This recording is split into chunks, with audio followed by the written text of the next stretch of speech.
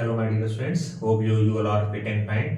आज के हम इस टॉपिक में बात करेंगे षटक्रम के बारे में। क्लास 12 का ये टॉपिक है षटक्रम, मतलब 6 क्रियास के बारे में बताया गया है। इससे पहले अगर हम लोग बात करते हैं कि अष्टांग योग हो गया, कुछ ऐसे टॉपिक्स हैं जो सेम रहे हैं क्लास 11th और 12th में, उसके वीडियोस मैंने आपको पहले ही अपलोड कर दिए हैं, बता दिए हैं। तब उसके आगे हम लोग आज बात करेंगे। क्लास 12 का टॉपिक है षटक्रम।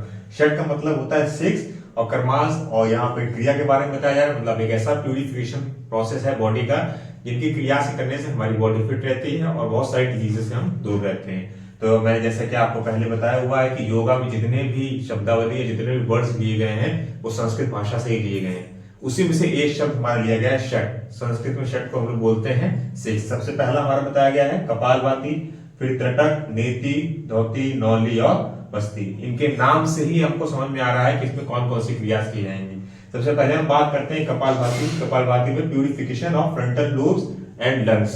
प्यूरिफिकेशन के बारे में बात की गई, फ्रंटल लोब्स के बारे में इसमें कहा गया है। अगर हम शब्द को पढ़ते हैं कपाल प्लस भाति, कपाल का मतलब होता है हमारा हेड, हमारे सेंस ऑर्गन्स की, हमारे जो सेंट्रल नर्वस सिस्टम है उसके बारे में बात की गई है। इस क्रिया को करते समय हमको ध्यान रखना है कि सबसे पहले आप दोनों हाथों को ज्ञान मुद्रा में लाएंगे और एक डीप इनहेल लेंगे और exhale in the form of strokes.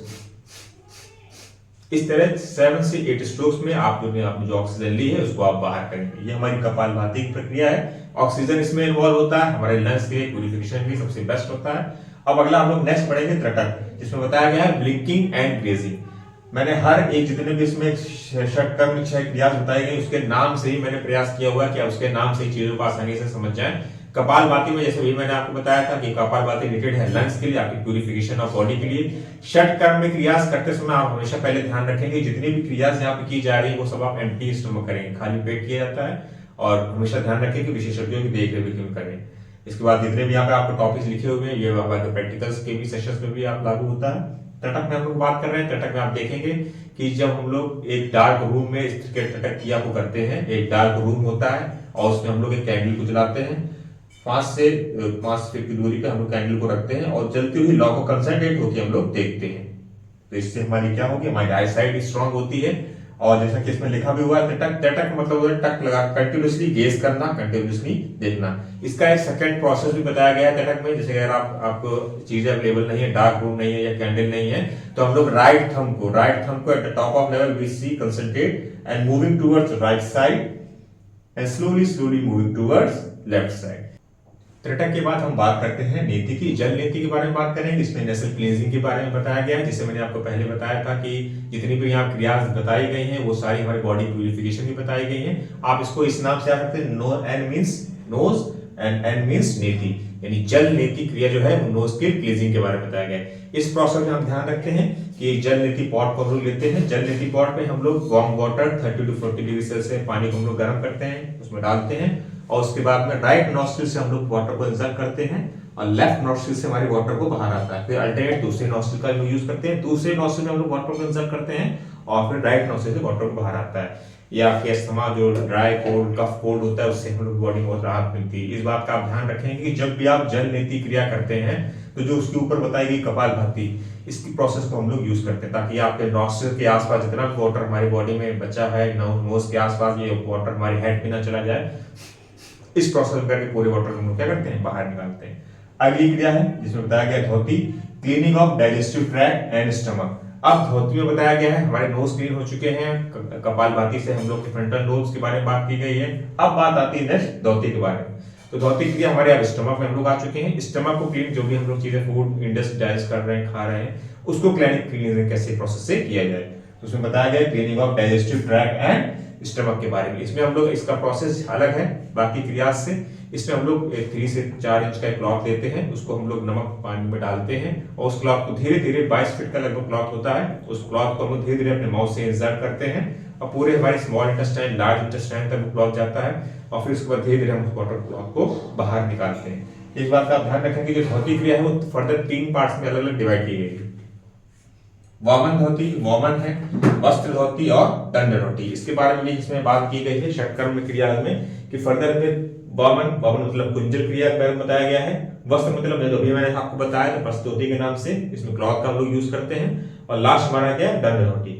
Vaman क्रिया में इसमें भी बताया गया है कि जैसे सुबह जल्दी उठना है उसमें हम लोग क्या करते हैं, कुंजल क्रिया करते हैं। नमक पानी थोड़ा लेते हैं और फिर उसके बाद हम लोग वाटर को इंसर्ट करते हैं, पीते हैं और नेक तक ओसोफेगस तक वाटर को इंसर्ट करते हैं और फिर उसके बाद हम लोग फिंगर्स से डाल के वाटर को बाहर निकालते हैं, यानी जितनी भी इम्प्योरिटीज हमारे स्टमक में है वो सब बाहर आती है। आप इसको याद कर सकते हैं, वी से वमन या वी में से वॉमिट क्रिया, वी इसको बोलते हैं। नेक्स्ट हमारा है वस्त्र। इसके बारे में मैंने आपको बताया ही है कि जो क्लॉथ लेते हैं वो थोड़ा उसमें नमक पानी का भी उसमें हो जाता है, उसको हम लोग इंसर्ट कराते हैं, इसमें थोड़ा वैक्स का भी यूज करते हैं, वो धीरे धीरे क्लॉथ हमारे स्टमक में जाता है, स्मॉल इंटेस्टाइन लार्ज इंटेस्टाइन से होके जितनी भी इम्प्योरिटीज हैं वो सब बाहर आती हैं। अगला हमारा दंड, इसमें हम लोग रबर ट्यूब का भी यूज करते हैं। पहले हम लोग गुनगुना पानी नमक पानी लेते हैं, पूरा हम लोग पी लेते हैं, स्विप कर लेते हैं और उसके बाद जो रबर ट्यूब है, एक रबर ट्यूब लेते हैं और धीरे धीरे इंसर्ट कराते हैं। उस रबर ट्यूब को हल्का सा बेंड करके उस ट्यूब से पूरा वाटर यानी जितनी भी इम्प्योरिटीज ऊपर वमन और वस्त्र से बची हुई है, दंड क्रिया से वो सारी इम्प्योरिटीज बाहर आ जाती हैं। ये कुछ हमारी क्रियास थी। इसके बाद हम नेक्स्ट क्रिया में पढ़ते हैं जिसका नाम है नौली। नौली क्रिया में आप ध्यान रखेंगे, जब उसके पहले हमने बात की है धोती की तो उसमें आपके स्टमक की बात की जा रही है। इसके बाद नेक्स्ट हमारी नौली है यानी एब्डोमिनल मसाज के बारे में बताया गया है। इसमें आपने ये भी देखा होगा कि जो आपने कई सारे वीडियोस भी देखे होंगे, जो बाबा रामदेव हैं उन्होंने डाउन करके अपने स्टमक में राउंड रोटेशन करते हैं from left to right and right to left. आपके जो एब्डोमिनल मसाज है, आपका जो राइट एरिया है एब्डोमेन का या लेफ्ट एरिया है, उसमें जितनी भी इम्प्योरिटीज होती है वो सारी कॉलन के माध्यम से बाहर आ जाती है। अगले है हमारा बस्ती, इसमें कॉलन क्लींजिंग के बारे में बात की है, जिसको हम लोग एनीमा क्लींजिंग भी बोलते हैं। इस बात ध्यान रखें, जितनी भी हमारी इम्प्योरिटीज ऊपर हमारी बची हुई होती हैं, कपालभाति, तटक, जलनेति, धोती और नौली, इनसे जो भी हमारी इम्प्योरिटीज बॉडी में रह जाते हैं वो बस्ती क्रिया से बाहर आ जाती है। तो ये कुछ 6 क्रियास थी जो क्लास 12 के सिलेबस में बताया गया है। अब इस पर ध्यान रखते हैं कि इसमें क्वेश्चंस कैसे पूछे जाएंगे। तो इसका आप ध्यान रखें, क्वेश्चंस ऑब्जेक्टिव क्वेश्चंस या ट्रू फॉल्स मैचिंग के फॉर्म भी क्वेश्चन आ सकते हैं। क्वेश्चन आपसे पूछा सकता है कि व्हिच ऑफ द फॉलोइंग क्रिया is best for the purification of frontal lobes and lungs. तो आप क्या बताएंगे? कपालभाति बारे में बताएंगे। फिर इसके बाद ऐसा पूछा सकता है कि व्हिच क्रिया is best for clonal cleansing. Clonal cleansing में कौन सी क्रिया सबसे बेस्ट है? बस्ती। या इस तरह भी अगला क्वेश्चन पूछा जाता है, या रिवर्स ऑर्डर में पूछ सकते हैं कि in which of the following shatkarma kriyas trataka which of the body part having cleanings in areas. तो इसमें क्या बताएंगे आप? Blinking, gazing. ठीक, तो ये आप ध्यान रखते हैं। 4 ऑप्शंस आपके सामने दिए जाएंगे अलग अलग, अल्टरनेटिव दोनों ही तरीके से पूछा जा सकता है। या ये भी पूछ सकते हैं सबसे पहले कि षटकर्म में what do you mean by shatkarma in the Sanskrit word shat which means 6। 4 options आपके सामने दिए जाएंगे 8 9 5 6। तो आप किस पे टिक लगाओगे? 6 पे टिक लगाओगे। फर्दर इस तरह के क्वेश्चन पूछ सकते हैं कि षटकर्म की वो कौन सी क्रिया है जिसमें कि डाइजेस्टिव ट्रैक्ट और स्टमक को क्लीन किया जाता है, तो कौन सी हमारी क्रिया है? धौती क्रिया है। इस तरह के सारे क्वेश्चंस आप षटकर्म में देख सकते हैं। अब हम नेक्स्ट टॉपिक की तरफ बढ़ते हैं जिसका नाम है प्राणायाम के बारे में पढ़ेंगे आज हम लोग। लेकिन जैसा कि मैंने आपको पहले बताया था कि हर एक जो वर्ड है यहाँ पे योगा में सब संस्कृत भाषा से ही लिया गया है। तो अगर हम हर एक शब्द वर्ड को ब्रेक करते हैं, जैसे प्राणायाम अगर बोला जा रहा है तो प्राण प्लस आयाम। प्राण का मतलब होता है कि जो हम ऑक्सीजन एयर जो हम इनहेल कर रहे हैं, अंदर ले रहे हैं, और आयाम का मतलब होता है जिस नियमबद्ध तरीके से हम ऑक्सीजन को इनहेल एक्सहेल कर रहे हैं। प्राणायाम में जितने भी अलग अलग तरीके बताए गए, जैसे हठ योग के माध्यम से बताए गए 6 तरीके बताए गए अलग टाइप्स के। इसके सब पार्ट मेजर तरीके से बहुत हैं, लेकिन हठ योग प्रतिपिका में जो बताए गए हैं वो यहाँ पे 6 मेन प्रकार बताए गए हैं अलग अलग। अब हम लोग बात करते हैं कि प्राणायाम जब हम लोग सांस इनहेल करते हैं, होल्ड करते हैं, एक्सहेल करते हैं, योग की भाषा में उनको अलग अलग नामों से जाना गया है। जैसे हम लोग पहले अगर हम सब लोग एक साथ अगर हम लोग अपने साथ मेरे साथ भी आप कर सकते हैं कि अब पहले हम इनहेल करें, तो जो इनहेल का प्रोसेस है इसको हमने किस नाम से दिया गया? पूरक के नाम से जाना गया, यानी स्लो डीप इनहेलेशन। इनहेल किया तो इसको पूरक के नाम से जाना गया। अब हम लोग इसी ब्रेथ को अगर हम लोग होल्ड कर रहे हैं, पहले हमने इनहेल किया तो पूरक हो गया, फिर इसको हमने होल्ड किया तो किस नाम से जाना गया? कुंभक के नाम से। तो ये ध्यान रखें कि होल्डिंग ब्रेथ किसको बोला गया है? कुंभक के नाम से जाना गया।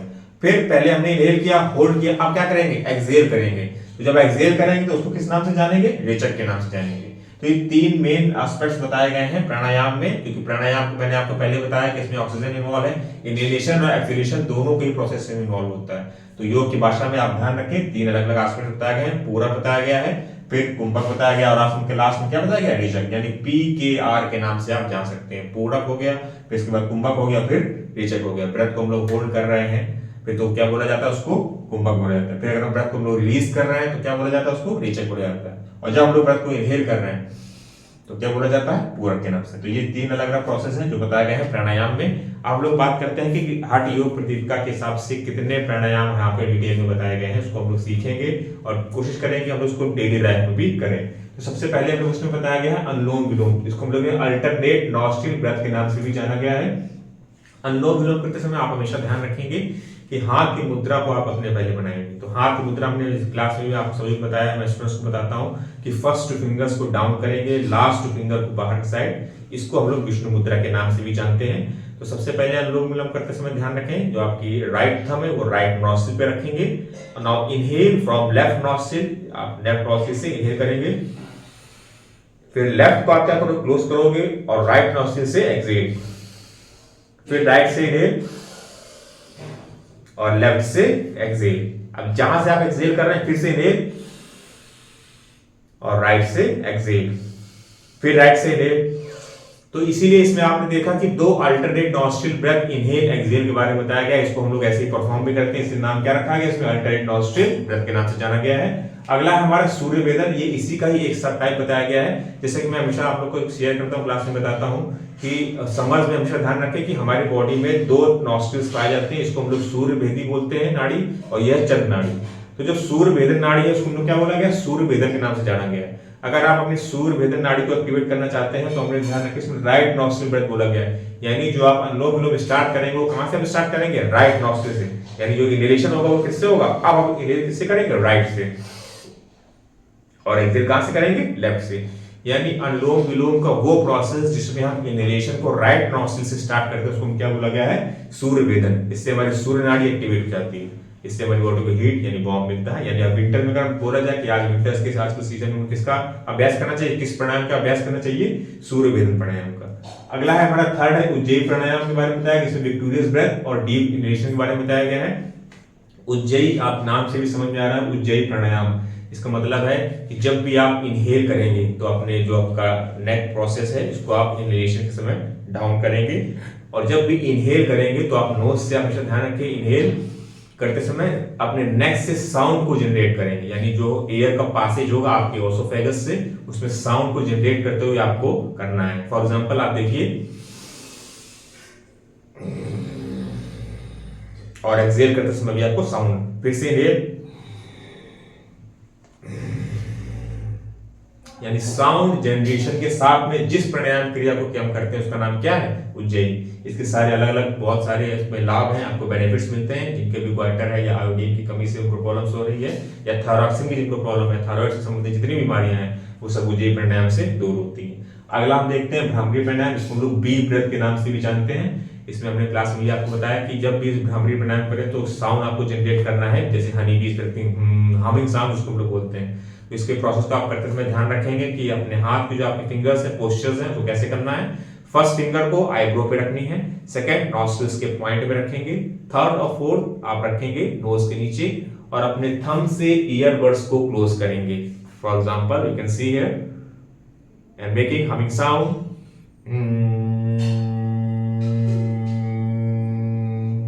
And relax. ये हमारा हो गया भ्रामरी प्राणायाम। मैंने आपको बताया कि जितने भी अगर आप थोड़ा रिलेट करेंगे, शब्दों को अगर समझेंगे, तो आप इजीली सारे जितने प्राणायाम है या जितने भी टॉपिक्स मैंने आपको योगा में पढ़ाए आप इजीली आप उनको रिमाइंड याद भी कर पाएंगे। बी से भ्रामरी, बी से हमिंग, बी का साउंड, तो आपको समझ आ जाएगा किसको किस तरह किया जाता है। अगला हमारा देखिए, अगला है हमारा प्राणायाम शीतकारी। इसमें देखिए लिखा हुआ है हिसिंग ब्रेथ। अब शीतकारी आप देखिए, इसको भी आप अगर आप समझे वर्ड्स पे, फिर आप मैं कहूंगा वर्ड्स पे फिर से फोकस कीजिए। इसमें शीतकारी, इसमें हम लोग क्या करते हैं, टीथ को हम लोग अपने शीत पोजीशन में, यानी आप टीथ को बंद करते हैं और इनहेल करते हैं। इनहेल करेंगे माउथ से, अपने दांतों को भींच के, दांतों को बंद करके ईयर्स को सक करेंगे अंदर की तरफ, और नोज से आप ईयर को बाहर निकालेंगे। इसको मोस्टली हम लोग समर्स में करते हैं। कूलिंग इफेक्ट हमारी बॉडी को ठंडा देता है। शीतकारी के नाम से आप समझ सके हिसिंग साउंड। जब भी हम लोग छोटे बच्चों को सिखाते हैं तो उनको कहते हैं सर देखिए स्नेक जैसे आता है उस तरह ऐसे साउंड निकलता है, तो लोग मजाक में इस तरह करते हैं कि सर इस तरह हम लोग करते, तो भले आप मजाक में सीखें लेकिन इसको करें जरूर। शीतकारी प्राणायाम। नेक्स्ट हमारा है शीतली कूलिंग ब्रेथ, इसको हम लोग रोलिंग टंग के नाम से भी जानते हैं। इसमें हम लोग करते समय ध्यान रखेंगे टंग को रोल करते हैं और एयर को इनहेल करेंगे। Exhale from knows, same process रहता है। Inhale from your tongue, inhale from knows. इसको भी हम लोग ध्यान रखेंगे, कूलिंग ब्रेथ होता है। जितने भी आप दोनों आप देख रहे हैं, शीतकारी देख रहे हैं, शीतली देख रहे हैं, सब लोग समझ में ही करते हैं ताकि आपकी बॉडी कूलनेस मिल सके। तो ये हमारे कुछ 6 मेन प्राणायाम हो गए। अब हम लोग बात कर लेते हैं कि क्वेश्चंस कैसे पूछे जा सकते हैं, कि जो आप एग्जाम में जिसको आप मेन आप समझते हैं कि सब लोग सीख तो रहे हैं, हम लोग कर भी रहे हैं, लेकिन ये नहीं जान पाते हैं स्टूडेंट्स के क्वेश्चन कैसे आ सकते हैं। तो क्वेश्चन में आप देखिए अगर समझ सकते हैं कि जब क्वेश्चन आपके सामने पूछा जाता है कि होल्डिंग ब्रेथ, आप समझ सकते हैं कि प्राणायाम में ऐसा कौन सा नाम या ऐसा कौन सा प्रोसेस दिया गया है जिसमें हम लोग होल्ड को ब्रेथ करते हैं। 4 ऑप्शंस आपके सामने होंगे, पूरा रेचक हो गया, कुंभक हो गया, नानावधि हो गया, तो आप क्या कहोगे? कुंभक हो गया। या रिवर्स ऑर्डर में जैसे मैंने आपको बताया कि क्वेश्चन में इसमें पूछा जा सकता है कि which of the pranayama we have called as kumbhak. 4 option दिए जाएंगे आपको, slow deep inhalation, complete exhalation और होल्डिंग ब्रेथ। तो आप क्या लगाओगे? Holding breath. या ये पूछा सकता है कि which of the pranayama type of pranayama in which we perform rechak, कौन से ऐसा प्राणायाम जिसमें आप रेचक परफॉर्म करते हैं। तो उसमें 4 ऑप्शंस दिए जाएंगे, complete exhalation, holding breath, slow deep. तो आप किस पे टिक लगाओगे? कंप्लीट एक्सहेलेशन में। तो इस तरह के क्वेश्चन अलग अलग पूछे जाते हैं। अब ये बात करते हैं कि प्राणायाम से कैसे क्वेश्चन पूछे जाएंगे, जो टाइप्स ऑफ प्राणायाम हमने हठ योग के सामने समझा है। अब इसमें देखिए, इसमें बताया जाएगा विक्टोरियस ब्रेथ या डीप ब्रेथ किसमें कौन सा आपका जो 6 प्राणायाम बताए गए हैं अलग अलग, कौन सा हमारा उज्जयी प्राणायाम। इसके पहले मैंने जो षटकर में आपको 6 क्रियास पढ़ी थी, उससे भी आप रिलेट कर सकते हो कि वो भी हठ योग विधि के हिसाब से बताया गया है। अब इसमें क्वेश्चन पूछा जाता है कि शीतली और शीतकारी में डिफरेंस बहुत से स्टूडेंट्स नहीं समझ पा रहे हैं, उनको लगता है कि एक ही तरीके का है। लेकिन आप देख सकते हैं शीतकारी में हमेशा ध्यान रखें कि दांतों को बंद करते हैं, इनहेल करते हैं, और शीतली प्राणायाम में आप ध्यान रखेंगे कि टंग को रोल किया जाता है। अब क्वेश्चन पूछा जाता है कि which of the type of pranayama we roll the tongue, तो कौन सा होगा हमारा? शीतली प्राणायाम।